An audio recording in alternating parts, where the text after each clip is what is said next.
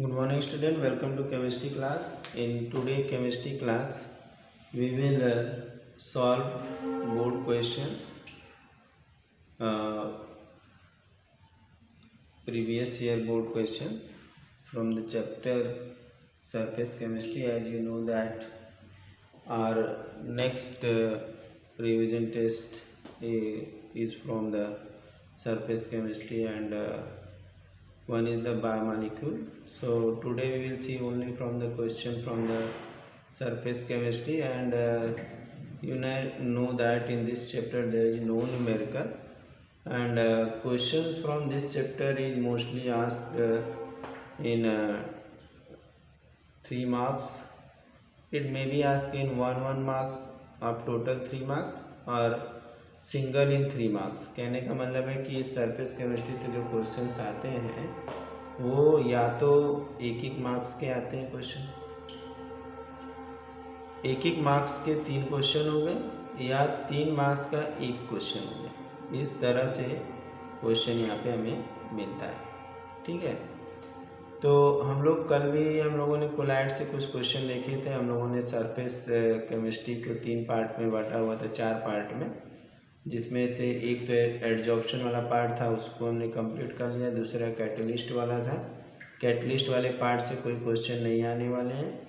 और चौथा हमारा जो था उसके अंदर थर्ड जो है हमारा कोलाइडल स्टेट से मोस्टली क्वेश्चंस पूछे जाते हैं, एवरी ईयर पूछे जाते हैं। ये सरफेस केमिस्ट्री का बहुत इंपॉर्टेंट पोर्शन है। इसी कोलाइड में एक इमल्सन है जो कि कोलाइड का एक फॉर्म है, रूप है। ठीक है, तो उस कोलाइड उस जो है कि पोर्शन को हटा दिया गया है। आज हम लोग फिर जो है कोलाइड से बेस्ड कुछ क्वेश्चंस को देखेंगे और उनके ईयर भी हम बताएंगे आपको किस ईयर में क्वेश्चन पूछे गए हैं। चाहे तो आप लोग इसको सर्च कर सकते हैं। Okay, first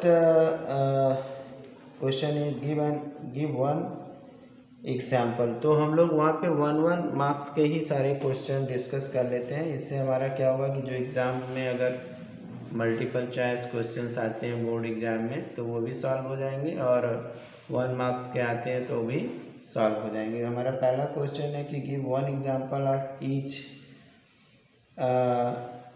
sol and gel. 2014 में ये पूछा हुआ क्वेश्चन है।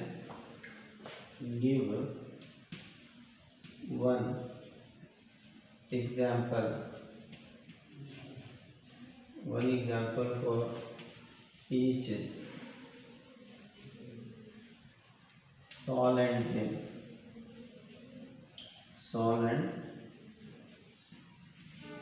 जेल। सॉल और जेल के एक एग्जाम्पल हमें देने हैं। ये क्वेश्चन हमारा 2014 का है। ठीक है, सीबीएसई में जो है कि ये दिल्ली में पूछा हुआ है। ठीक है, और इसमें सॉल्व अगर हमें एग्जाम्पल ये करना है तो बहुत ही अच्छी तरह से हम इसको कर सकते हैं। बहुत आसान है, इसको याद करना भी आसान है, रटने की ज़रूरत नहीं है। यहाँ पे जैसे यहाँ पे सॉल लिखा है, सॉल मीन्स क्या हो गया, सॉलिड और प्लस लिक्विड। ये हम केवल जानने के लिए। तो अब इसका एग्जांपल अगर हम ले सकते हैं तो जैसे हमारा पेंट है।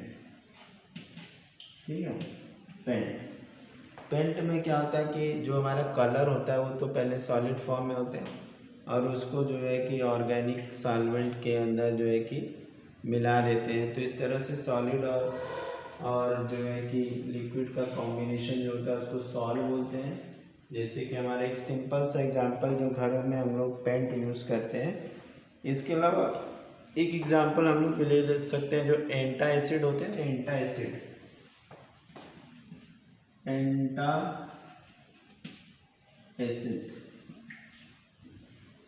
एंटा एसिड जो इसको मिल्क ऑफ मैग्नीशिया भी बोल सकते हैं, मिल्क ऑफ मैग्नीशिया।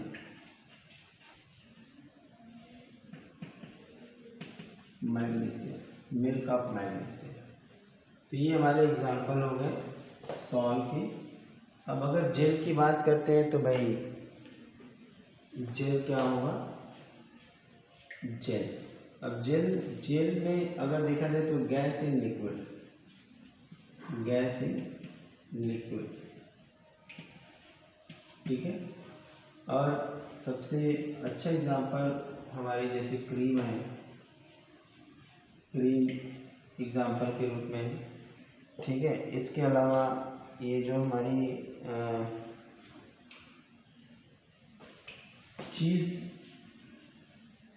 चीज़ भी ले सकते हैं, जेलीज भी ले सकते हैं। इसमें गैस की वजह से ये सॉफ्टनेस होती है, ठीक है। तो ये हमारा हो गया 1 मार्क्स में, ठीक है।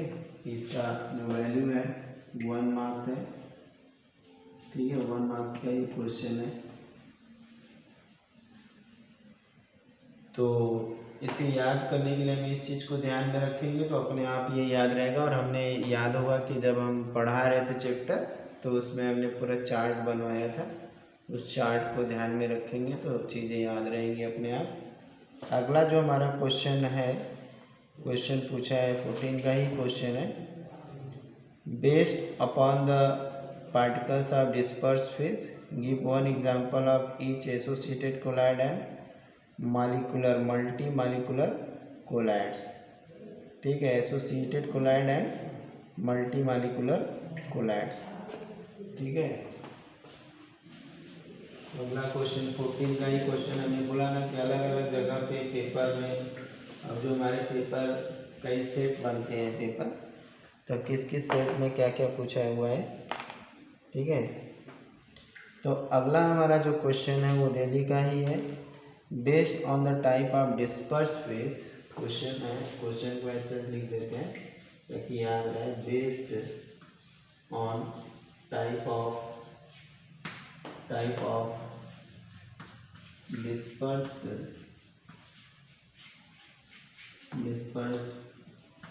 phase give one example of each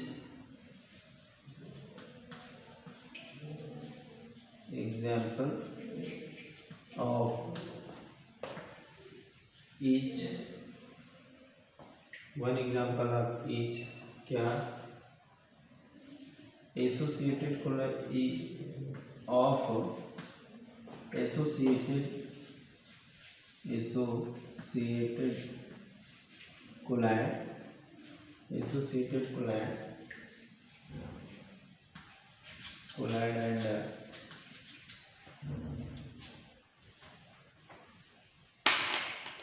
associated colloid and multi molecular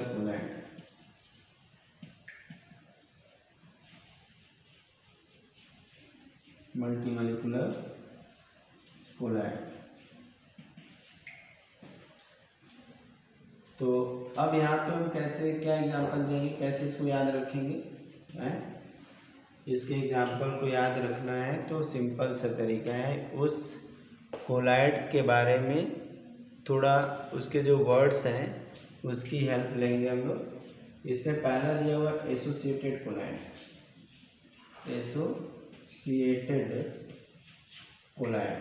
पहला हमारा क्या है, एसोसिएटेड कोलाइड, ठीक है। एसोसिएटेड मतलब क्या हो गया, जुड़ करके। और याद होगा कि हम लोग जब मीसल्स पढ़ रहे थे तो उसमें हमने क्या पढ़ा था कि अगर नॉर्मल अमाउंट में सोप है, तो एज ए इलेक्ट्रोलाइट बिहेव करता है। सारे जो है सोप के जो पार्टिकल हैं, हाइड्रोकार्बन चेन और जो साल्ट का पार्टिकल है, याद होगा कि हमने कैसे बनाया था, ठीक है, स्ट्रक्चर।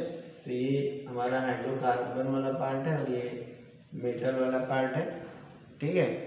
तो अब ये जो है कि नॉर्मल स्टेट में तो सेपरेट रहते हैं, लेकिन जैसे ही क्राफ्ट टेम्परेचर और क्रिटिकल मीसेल कंसंट्रेशन के पास पहुंचते हैं तो सब क्या होते हैं, जुड़ करके एक बॉल की तरह से बना लेते हैं, सभी आपस में आकर के जुड़ जाते हैं और उसके बाद उसी बेस पे वो क्लीनिंग का एक्शन करते हैं, तो एसोसिएटेड कोलाइड अगर हमें ध्यान में रहेगा, हम सोप को ध्यान में रखें, मिसल्स को ध्यान में रखेंगे तो हमारा एसोसिएटेड कोलाइड है। तो यानी कि यहाँ पे एग्जाम्पल निकल के आ गया soap.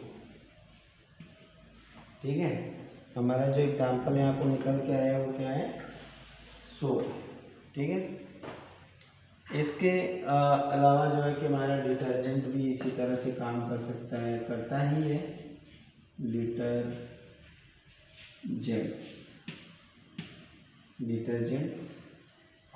and associated colloid, soap and detergent. Next one is the multimolecular.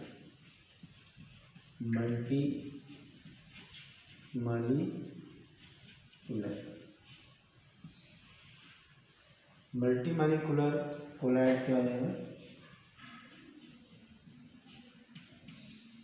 ठीक है। मल्टीमॉलिक्यूलर कोलाइड जो होता है वो, इसमें क्या होता है, जैसा नाम है मल्टीमॉलिक्यूलर। मल्टीमॉलिक्यूलर का मतलब कि कह सकते हैं कि वहाँ पे जो सॉल्व बनना है वो छोटे छोटे पार्टिकल्स इकट्ठा होकर के एक कोलाइडल रेंज में आएंगे। पहले तो ये जानते हैं मल्टी मीन्स ढेर सारे, मॉलिक्यूलर मतलब मॉलिक्यूल्स, ढेर सारे मॉलिक्यूल मिल करके एक कोलाइडल रेंज में आए होंगे। अब वो कोलाइडल रेंज में अगर आए होंगे तो कोलाइड का फॉर्म बना होगा। अब ऐसा एग्जाम्पल क्या हो सकता है, याद होगा कि हम लोग जब डिफिनीशन पढ़ रहे थे मल्टीमॉलिक्यूलर का भी, और इसके अलावा ऑक्सीजन फैमिली जब पढ़ रहे थे तो वहाँ भी हम लोगों ने देखा था, और नाइट्रोजन फैमिली में भी कुछ ऐसे मॉलिक्यूल्स, कुछ ऐसे एलिमेंट्स होते हैं जिनके मॉलिक्यूल्स जो है कि एग्रीगेट हो जाते हैं। और एग्रीगेट इसलिए होते हैं कि उनके पास जो है वैकेंट डी ऑर्बिटल होता है, वो वैकेंट डी ऑर्बिटल पॉकेट का काम करता है, जिसकी वजह से सारे आपस में आकर के एसोसिएट हो जाते हैं। याद आ रहा है, एस ब्लॉक पी ब्लॉक जब हम लोग पढ़ रहे थे तो ऑक्सीजन फैमिली में हमने सल्फर के बारे में बताया कि ये S8 के फॉर्म में पाया जाता है। इसके स्ट्रक्चर अलग अलग होते हैं, S2 के फॉर्म में पाया जाता है, S4 के फॉर्म में पाया जाता है। ठीक है, तो इसी तरह फास्फोरस में जो कि हम लोग पढ़े थे कि वो P4 के रूप में पाया जाता है। याद आ रहा होगा, हाँ ठीक है। तो हमारा एग्जाम्पल भी याद आ गया मल्टीपल कोलाइड का, हम चैप्टर वहाँ भी चले गए, उसको भी ध्यान में रख लिया और ये भी हमें याद आ गया। तो इस तरह से अगर हम रिलेट करके, अगर कोरिलेट करके पढ़ेंगे तो हमारी पीछे की भी चीज़ें याद रहेंगी और आगे की भी चीज़ें याद रहेंगी। तो यहाँ पे हमारा क्या जाएगा, sulphur salt.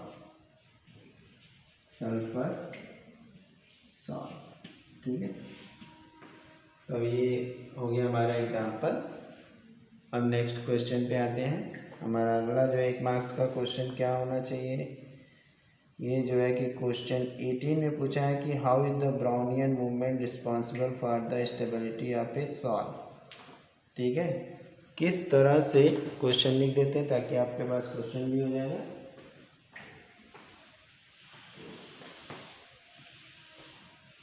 How is the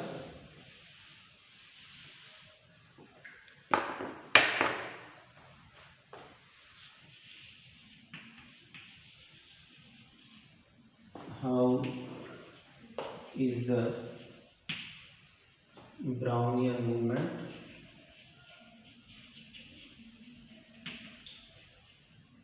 movement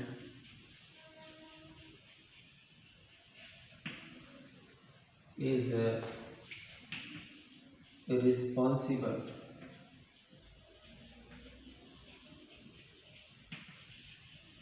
for stability of colloid. 1 marks का क्वेश्चन, 1 मार्क्स का ये, और ये 2018 में पूछा हुआ। सही में ये जो ब्राउनियन मूवमेंट क्या है, पहले ये तो जान लेते हैं हम लोग। ब्राउनियन मूवमेंट हम लोगों ने कोलाइड में पढ़ा ही कि ये ब्राउनियन मूवमेंट होता क्या है। ठीक है, ब्राउनियन मूवमेंट क्या होता है, एक्चुअल में कभी ब्राउनियन मूवमेंट देखना हो तो सबसे बढ़िया तरीका है कि कहीं भी अगर अंधेरे कमरे में कहीं बाहर से सनलाइट आ रही हो या किसी अंधेरे कमरे में हम सनलाइट को जलाएं, या एक और एग्जांपल हम ले सकते हैं कि अगर कोई बॉटल है, उस बॉटल के अंदर जो है कि हम लोग जो इंसेंट स्टिक होती है जिसको अगरबत्ती बोलते हैं, उस अगरबत्ती को जला करके उसके अंदर उसका धुआं भर दें। धुआं भरने के बाद जब हम लाइट पास करेंगे, कौन सी लाइट, मोनोक्रोमेटिक लाइट या लेज़र लाइट कह सकते हैं, जब लेज़र लाइट पास करेंगे तो जो उसके पार्टिकल्स अंदर हैं वो हमें जिगजैग मोशन करते हुए दिखाई देंगे, जिगजैग मोशन करते हुए दिखाई देंगे। अगर इतना भी ना समझ आए तो सबसे बढ़िया तरीका है कि अगर हम एक गिलास पानी लेते हैं, उसके अंदर केमेनोफोर का एक छोटा सा पार्टिकल ड्रॉप करते हैं। अब वो देखते हैं वो पार्टिकल किस तरह से मूव करता है। तो ये जो जिगजैग मोशंस होते हैं, उस जिगजैग मोशन को हम क्या कहते हैं, ब्राउनियन मूवमेंट कहते हैं। जिगजैग मोशन को क्या कहते हैं, ब्राउनियन मूवमेंट कहते हैं। अब क्वेश्चन यहाँ पे ये है कि किस तरह से ब्राउनियन मूवमेंट जो है कि रिस्पॉन्सिबल है स्टेबिलिटी के लिए। अरे भाई, हम लोगों ने क्या पढ़ा कि एक तो होता है सोल्यूशन। अब थोड़ा सा बैक चलते हैं। एक तो होता है हमारा सोल्यूशन जिसमें कि सॉल्यूट और सॉल्वेंट इस कदर मिल जाते हैं कि दिखाई नहीं देते, और उन दोनों के बीच में इस तरह से बॉन्ड बन जाता है कि डिज़ोल्व होकर एक ट्रांसपेरेंट सॉल्यूशन बना लेते हैं। दूसरा हमारा जो है कि एक सस्पेंशन है, उसका नाम ही है सस्पेंशन। अब जैसे कहने का मतलब चाक को पानी के अंदर पाउडर बना के डाल दिया, उसको हमने क्या किया कि खूब सेक कर दिया, थोड़ी देर तो मिक्स हो गया, फिर उसके बाद क्या हुआ कि छोड़ दिया तो क्या होगा, सारा चाक जाके नीचे बैठ जाएगा। उसकी स्टेबिलिटी नीचे बैठने में है। अब यहाँ पे कोलाइडल पार्टिकल नीचे जाके बैठ जाएगा तो क्या हो जाएगा, सस्पेंशन हो जाएगा। कंप्लीटली डिजॉल्व होके सॉल्यूट के पार्टिकल जो है सोल्यूशन के पार्टिकल के बराबर हो जाएंगे तो सोल्यूशन हो जाएगा। तो भाई स्टेबिलिटी कैसे पहचान में आएगी कि पार्टिकल्स कंटिन्यू मूव कर रहे हैं, मतलब वो स्टेबल स्टेट में, तभी वो कोलाइडल सोल्यूशन बोले जाएंगे। सीधी सी बात है भाई, अगर पार्टिकल किसी तरह से साइज छोटी होते होते इतनी छोटी हो गई कि वो ट्रू सोल्यूशन के पार्टिकल के बराबर हो गई तो हमारा सोल्यूशन क्या हो जाएगा, ट्रांसपेरेंट हो जाएगा, फिर तो उसको कोलाइडल सोल्यूशन बोलेंगे नहीं। और अगर जो डिस्पर्स फेज के पार्टिकल है सोल्यूशन के अंदर, कोलाइड के अंदर दो चीज़ें होती है, डिस्पर्सन मीडिया और डिस्पर्स फेज होता है। तो डिस्पर्स फेज अगर जाकर के नीचे बैठ ही गया तो फिर वो सस्पेंशन हो गया, फिर वो कोलाइड है ही नहीं। इसका मतलब कि जब पार्टिकल कंटिन्यू मूव करते रहेंगे तभी हम उसको कोलाइडल स्टेट बोलेंगे, और वो पार्टिकल हमेशा सस्पेंडेड मतलब कि डिस्पर्सन मीडियम में डिस्पर्स फेज में रहना चाहिए, तब हम उसको कोलाइड बोलेंगे। अब बात समझ आई कि कोलाइडल पार्टिकल या कोलाइडल सोल्यूशन की बात करें तो उसमें डिस्पर्स फेज को कंटिन्यू मूव करते रहना चाहिए। अगर मूव नहीं किया तो सेटल डाउन होगा, सस्पेंशन हो जाएगा। अगर कहीं ऐसा हो गया कि डिस्पर्सन मीडियम इतनी स्ट्रांग हो गई कि डिस्पर्स फेज को इतना छोटा पार्टिकल में तोड़ दिया कि वो ट्रू सोल्यूशन के जैसा हो गया, ठीक है। तो अब ये बात बीच वाली समझ आई कि कोलाइड क्यों होना चाहिए, ठीक है। तो इसको हम लिख लेते हैं। अब यहाँ पे एक बात और आती है कि ये ब्राउनियन मूवमेंट होता कैसे है, क्योंकि यहाँ पे अनबैलेंस फोर्स काम करते हैं।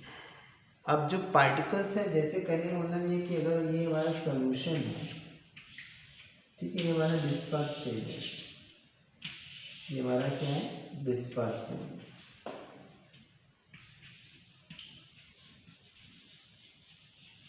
डिस्पर्स फेज, ठीक है। अब इसमें पार्टिकल, अब ये पार्टिकल इधर गया, दूसरे पार्टिकल से कोलाइड किया, तीसरे पार्टिकल से कोलाइड किया, चौथे पार्टिकल से कोलाइड, ये अनबैलेंस जो कोलिजन हो रहा है, इस कोलिजन के कारण यहाँ पे जो है कि ब्राउनियन मूवमेंट हो रहा है।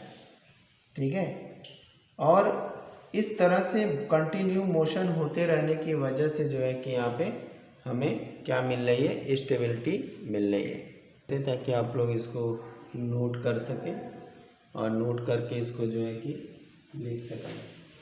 ठीक है, तो अब यहाँ पे हम लोग जो है कि क्या करेंगे, यहाँ पे लिखेंगे कि ब्राउनियन मूवमेंट हैज़, आंसर यहाँ पे हमारा हो जाएगा Brownian movement has steering effect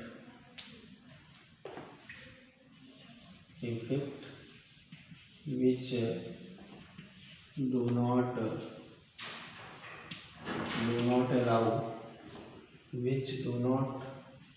allow to settle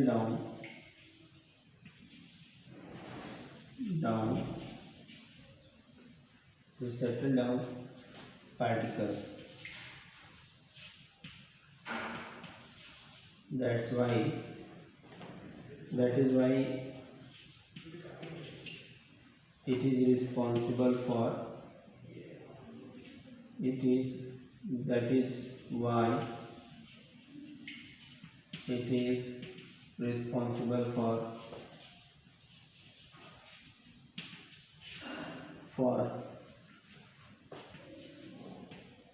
stability।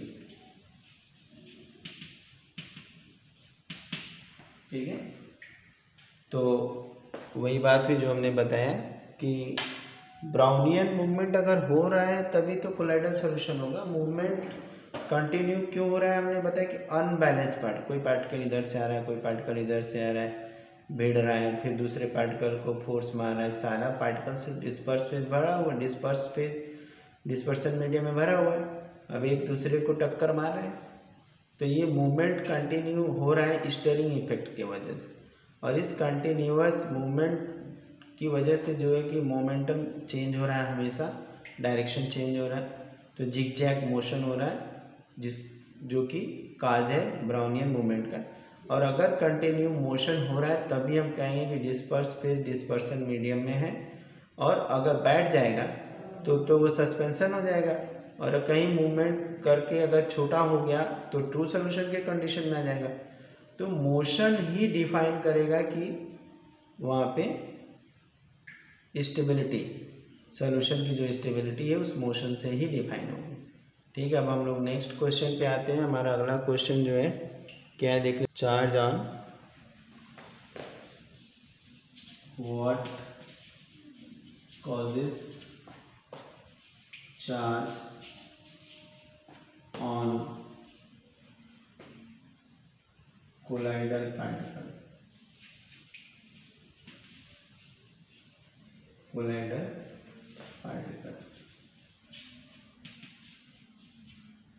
ये भी 2018 का क्वेश्चन है, ये दूसरी जगह पे पूछा हुआ था, तो वहाँ पे 3 मार्क्स में क्वेश्चन है इसमें, क्योंकि 3 पॉइंट है। याद होगा कि हम लोग जब पढ़ रहे थे प्रिपरेशन ऑफ कोलाइड, तो हम लोग तो ये जानते हैं कि जो कोलाइड होते हैं इंटरेक्शन के बेस पे 2 तरह के होते हैं, एक तुम्हारा लायोफिलिक होता है, एक लायोफोबिक होता है।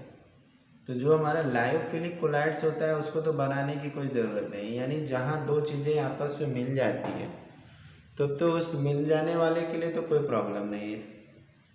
अब मिलाना है, 2 चीज़ों को आपस में मिलाना है, मिल नहीं रहे हैं, तो मिलाने के लिए हमें कुछ काम करना पड़ेगा। जैसे हमारा ऑयल है, वाटर में नहीं मिलने वाला है, अब उसे हम मिलाना है, तो मिलाने के लिए कोई ना कोई प्रोसेस करेंगे, कुछ हम इलेक्ट्रोलाइट डालेंगे। ठीक है, और एक हम लोगों ने एक चीज़ और पढ़ा था कि जब इलेक्ट्रोलाइट हम डालते हैं तो पार्टिकल के चारों तरफ एक प्रेफरेंशियल एडजॉर्प्शन होता है। प्रेफरेंशियल एडजॉर्प्शन के कारण उसके ऊपर चार्ज आ जाता है, और जब सब पार्टिकल्स सेम चार्ज के हो जाते हैं तो रिपल्शन होता है, डिस्पर्स फेज में पड़े रहते हैं।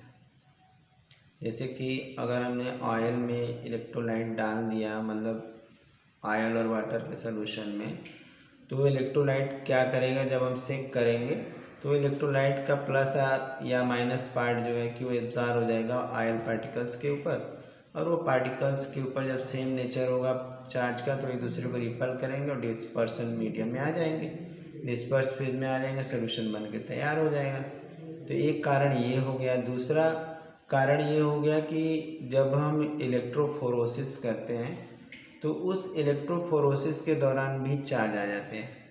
तीसरा कारण ये होता है कि जब हम लोग फ्रिक्शनल फोर्सेस अराइज होते हैं, जब पार्टिकल आपस में सेक करने के दौरान पार्टिकल आपस में जो है कि रब करते हैं, तो उस कंडीशन में भी चार्ज आ जाता है। तो चार्ज के पीछे एक तो इलेक्ट्रोफोरोसिस हो गया कि अगर हम किसी भी कोलाइडल सॉल्यूशन में अगर इलेक्ट्रिसिटी पास कर रहे हैं, 2 इलेक्ट्रोड डाल रहे हैं, तो कहीं ना कहीं से चार्ज उसके ऊपर क्रिएट हो जाएगा। दूसरा ये है कि जो जब हम इलेक्ट्रोलाइट ऐड करके कोई भी कोलाइडल सॉल्यूशन बनाते हैं तो उन पार्टिकल्स के ऊपर एक प्रेफरेंशियल एडजॉर्प्शन हो जाता है, एक पर्टिकुलर चार्ज जाकर के स्टिक कर जाता है, जिससे इलेक्ट्रिकल डबल लेयर बन जाती है, जो कि हम लोग हेल्महोल्ट्ज़ डबल लेयर में पढ़े थे। तो जिसकी वजह से एक स्टेबल कोलाइडल सॉल्व बन के तैयार हो जाता है। तीसरा ये होता है कि जब भी हम मिक्स करते हैं लायोफोबिक में डिस्पर्स फेज और डिस्पर्सन मीडियम में, तो वहाँ फ्रिक्शन होता है, तो उस फ्रिक्शन के कारण भी चार्ज आ जाते हैं। तो जब हम इन 3 पॉइंट्स को डिफाइन करेंगे तो हमें 3 मार्क्स वहाँ पे मिलेंगे। ठीक है, चलिए अब इसको हम लिख भी लेते हैं। ठीक है, due to following reasons, due to following reasons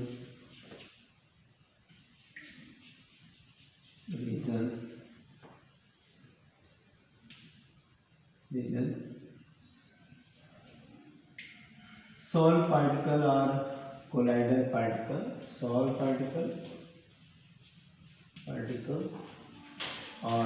colloidal particles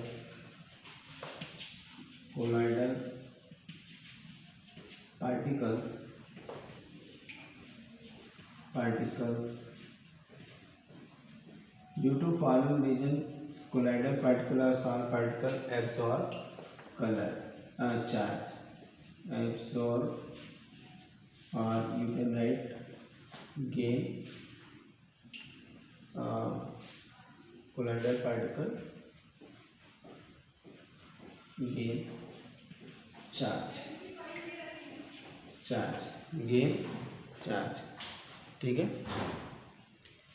यहाँ पे अब इसके बाद पहला हमारा पॉइंट हो जाएगा, पहला तो हो जाएगा due to preferential adsorption, due to preferential adsorption.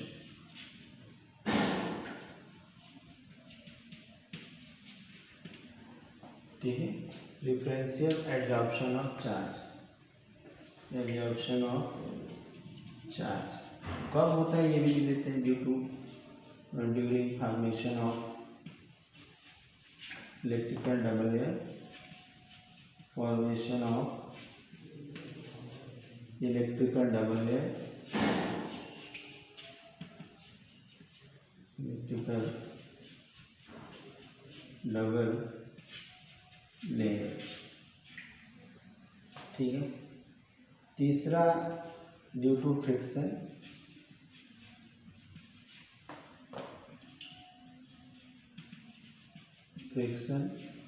between dispersed phase particles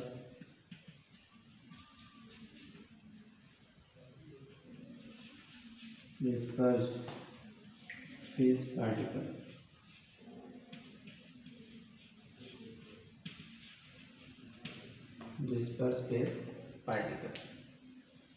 sorry, ये तो हमारा सेकेंड पार्ट हो गया।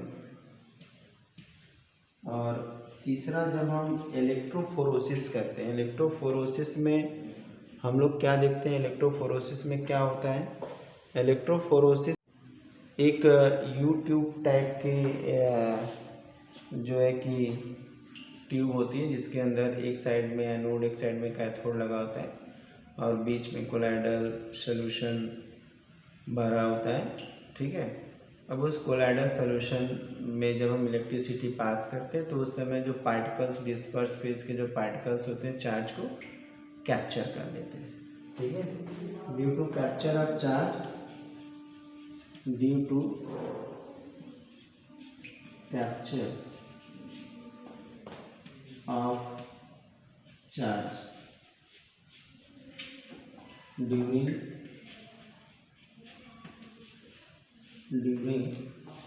electrophoresis,